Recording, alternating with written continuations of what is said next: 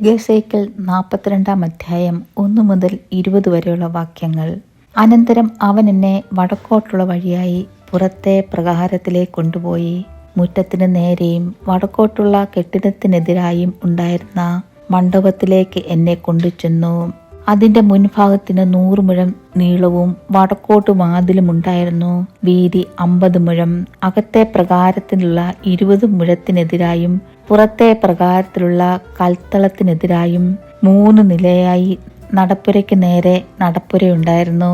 മണ്ഡപങ്ങളുടെ മുമ്പിൽ അകത്തോട്ട് 10 മുഴം വീതിയും 100 മുഴം നീളവുമുള്ളൊരു നടപ്പുര ഉണ്ടായിരുന്നു. അവയുടെ വാതിലുകൾ വടക്കോട്ടായിരുന്നു.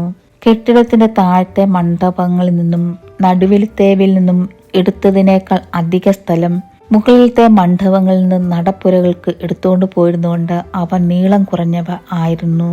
അവ 3 നിലയായിരുന്നു. എന്നാൽ അവയ്ക്ക് പ്രകാരങ്ങളുടെ തൂണുകൾ പോലെ തൂണുകൾ ഇല്ലായകൊണ്ട് താഴത്തേനേക്കാളും നടുവിലത്തേനേക്കാളും മേലേതിന്റെ നിലം ചുരുങ്ങിയിരുന്നു.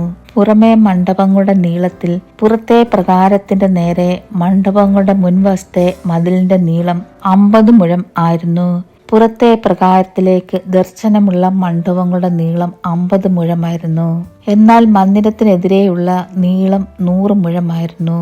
പുറത്തെ പ്രകാരത്തിൽ നിന്ന് ഇവയിലേക്ക് കടന്നാൽ കിഴക്കോട്ട് ഈ മണ്ഡപങ്ങൾക്ക് താഴെ ഒരു പ്രവേശനമുണ്ടായിരുന്നു. കിഴക്കോട്ടുള്ള പ്രകാരത്തിന്റെ മതിലിന്റെ തലയ്ക്കൽ മുറ്റത്തിനെതിരായും കെട്ടിടത്തിനെതിരായും മണ്ഡപങ്ങൾ ഉണ്ടായിരുന്നു. അവയുടെ മുമ്പിലുള്ള വഴി വടക്കോട്ടുള്ള മണ്ഡപങ്ങളുടെ അളവ് പോലെ ആയിരുന്നു. അവയുടെ നീളത്തിനൊത്ത നീളവും വീതിക്കൊത്ത വീതിയും ഉണ്ടായിരുന്നു. അവയുടെ എല്ലാ പുറപ്പാടുകളും വിധാനങ്ങളും അവയുടെ പ്രവേശനങ്ങളും ഒരുപോലെ തന്നെ. തെക്കോട്ടുള്ള മണ്ഡപങ്ങളുടെ പ്രവേശനങ്ങൾ പോലെ ഒരു പ്രവേശനം വഴിയുടെ തലയ്ക്കലുണ്ടായിരുന്നു. അവയിലേക്ക് കടന്നാൽ കിഴക്കോട്ടുള്ള മതിലിന് നേരെ മുമ്പിലുള്ള വഴിയുടെ തലയ്ക്കൽ തന്നെ. പിന്നെ അവൻ എന്നോട് കൽപ്പിച്ചത്, മുറ്റത്തിന്റെ മുമ്പിലുള്ള വടക്കേ മണ്ഡപങ്ങളും തെക്കേ മണ്ഡപങ്ങളും യഹോവയോടടുത്ത് ചെല്ലുന്ന പുരോഹിതന്മാർ അതിവിശുദ്ധ വസ്തുക്കളെ തിന്നുവാനുള്ള വിശുദ്ധ മണ്ഡപങ്ങളാകുന്നു. അവിടെ അവർ അതിവിശുദ്ധ വസ്തുക്കളും ഭോജനയാഗവും പാപയാഗവും അകൃത്യയാഗവും വെക്കണം. ആ സ്ഥലം വിശുദ്ധമല്ലോ. പുരോഹിതന്മാർ വിശുദ്ധ മന്ദിരത്തിന് പുറത്തെ പ്രകാരത്തിലേക്ക് ചെല്ലാതെ വേണം അതിൽ പ്രവേശിപ്പാൻ. ശുശ്രൂഷയ്ക്കുള്ള തങ്ങളുടെ വസ്ത്രം അവർ അവിടെ വെച്ചേക്കണം. അവ വിശുദ്ധമല്ലോ. വേറെ വസ്ത്രം ധരിച്ചിട്ടേ അവർ ജനത്തിലുള്ള സ്ഥലത്ത് ചെല്ലാവൂ. അവൻ അകത്തെ ആലയം അളന്ന് തീർന്ന ശേഷം കിഴക്കോട്ട് ദർശനമുള്ള വാതിക്കൽ കൂടി എന്നെ കൊണ്ടുചെന്ന് അവിടം ചുറ്റും അളന്നു.